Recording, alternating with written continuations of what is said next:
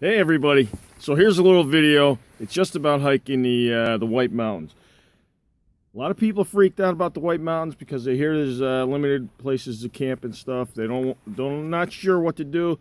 Listen, first thing I want to say is relax. As a lot of you guys know who watch my videos, I really didn't have a big plan. I just went wherever the trail brought me, and you do have to have a little bit of familiarity. So I'm going to give you a little bit. First of all, for the purpose of this video, we're going to talk about the area between Kinsman Notch, New Hampshire, and Grafton Notch, Maine. I got my notes. I did a little research. I want to make sure that what I told you is true. The reason we're going to talk about that whole stretch is it's 119 miles long. It's all maintained by the Appalachian Trail Club, and they do have some strict rules.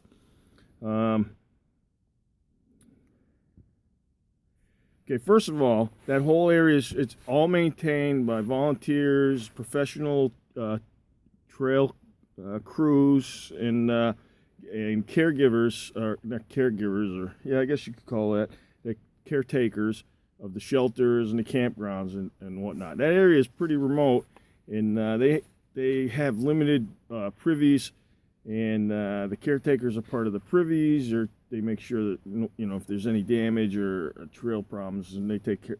Also take care of that. They also take care of the huts. They're the people that serve you food and take care of all the guests at the huts and stuff. So you got to keep in mind, this is a very old club. These trails have been along longer than the Appalachian Trail. The Appalachian Trail actually used their trails just to connect, and of course they did that all the way along the Appalachian Mountains, but they're pretty set in their history, and as far as going through that area, they don't even it's not even well marked. They go by the trail names, the original trail names, and so although they are marked, they're not marked as often or frequently as you're used to up to that point. They're very reluctant to change. They're not going to reroute something because it's too steep and rugged. That's the way the trail is, and that's the way they're going to keep it. They don't relocate it if the trail gets eroded or whatever. You will actually walk down areas of that trail. Right, it's the same area that you're sharing a waterfall. It's amazing, but don't think that you are going to get a break if a tree falls down, or if a whole bunch of trees fall down. You're going to have to end up working your way through it. The signage isn't that great out there. They even say on the website where I did a lot of the research that a lot of those signages are very, very remote, hard to get to. They just don't carry signs out every 2 years, every 5 years, or whatever. Those signs are up there. They've been there for a while, so you have to really pay attention to your map in this area to make sure that at the trail crossings you're following the right trail. It's easier than looking for blazes. A couple times I remember missing a turn, having to go back because I didn't look ahead at the trail names. I will give you this tip though: when you get to the top of Wildcat and you get up behind the ski lifts, you're going to see a fire tower. It's not really a fire tower; it's an observation deck. The trail goes to the right there. Otherwise, you're going to do circles like Red Hot and I did. All right. Well, they do have the regulations, and regulations involved in place there. Really, even though it sounds like a pain for us, the whole trail, it's not geared toward the thru-hiker. They have so many people that go through there. It's really geared toward all the people that are recreating throughout the whole White Mountain National Park system. So you got to pay attention. The reason they're there, I forgot my train of thought, is really to limit the impact to certain areas, like around the campgrounds, around the huts. Their campgrounds, by the way, are maintained with caretakers, and there's a fee to stay there. And what they're trying to do is keep all major impact just in those areas. However, you're going to get fresh water to cook and clean with. You'll find a privy or a bathroom facility, and I'm talking about the huts and the campgrounds, and that's what they're trying to accomplish. So yeah, it's a pain in the butt, but it's for a purpose. Also, when it comes to this year, you know, the overall opinion is that with the rise of popularity of hiking, and especially Thru-Hiking, and all the publicity with the movies and books and whatnot, there's going to be even more hikers every year. So you really need to have a plan. I'm going to give you this little scenario.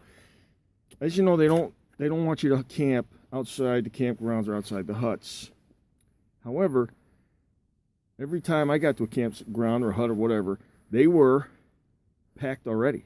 So if you plan on staying in one of those places and you get there a little earlier than you normally plan on stopping for the day, and that's what you want to do, don't push on to the next one, because late in the afternoon they're going to be booked up. So if you plan on staying and you're there early in the afternoon, it's earlier than you normally stop anyway, because it's going to fill up, and when you get to the next area, you're not going to be able to camp there.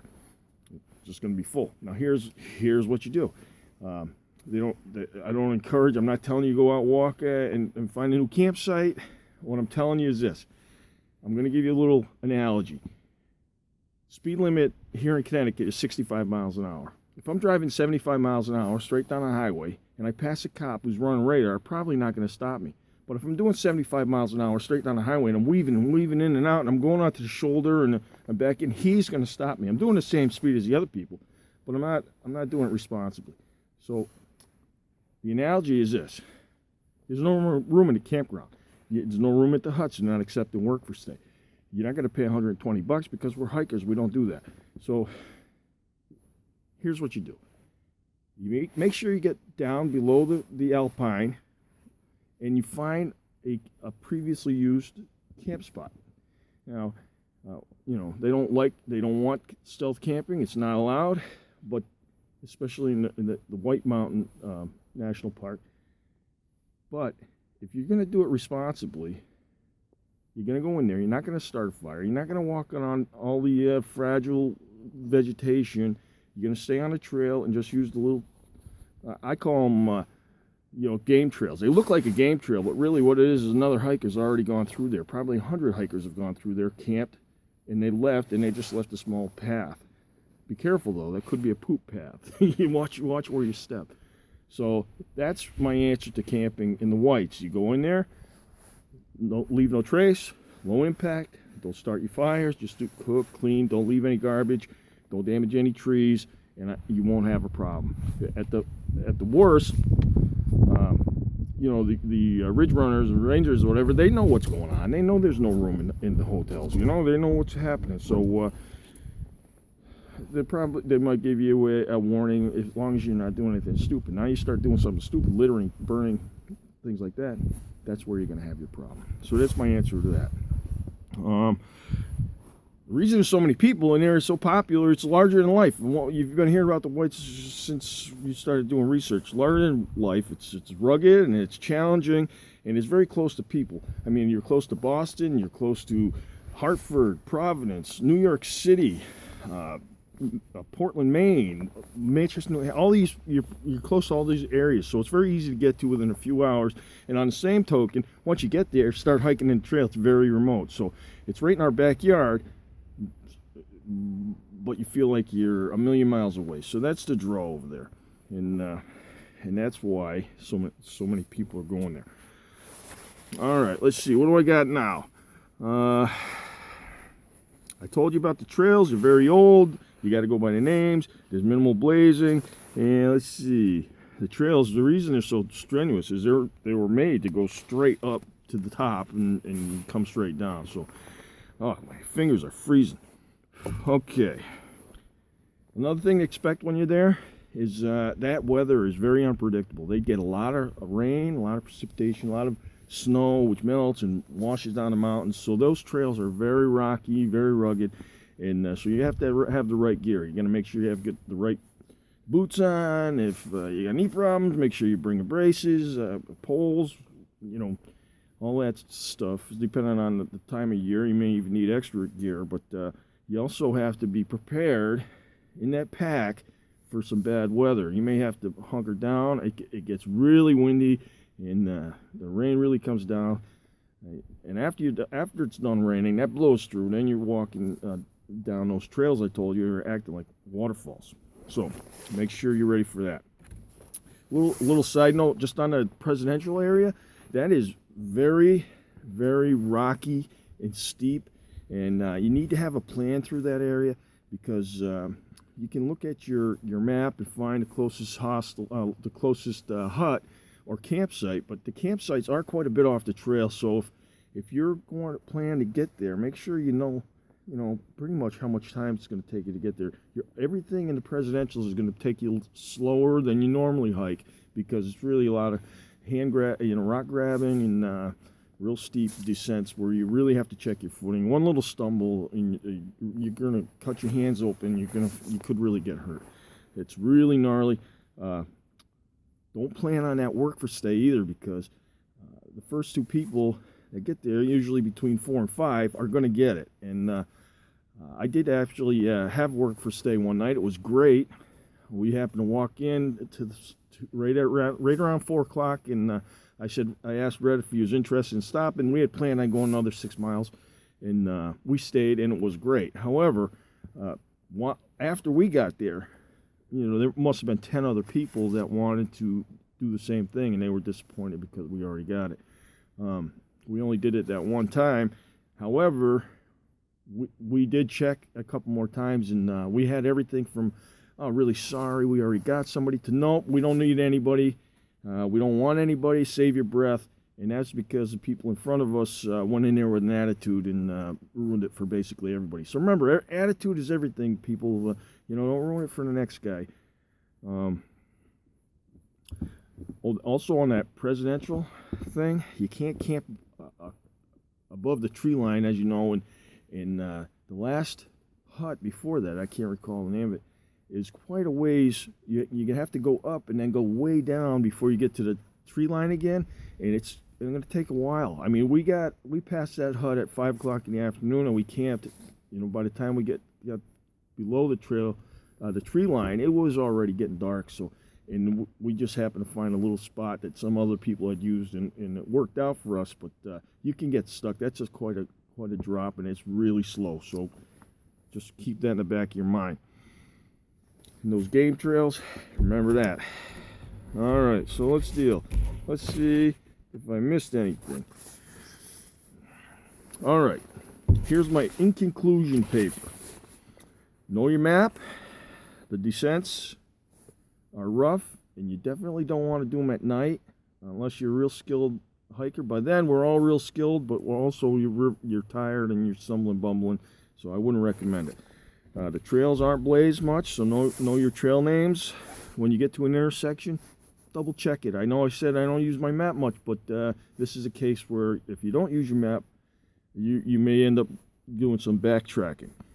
Don't get stuck above the tree line. If it's starting to get that time of day, you really need to make a decision. You're going to stay where you are, or you're going to have to grind it out, into the dark. So be careful there. Expect bad weather. Make sure you have the right gear for it. Respect the fragile vegetation. That's one thing, we all want to do.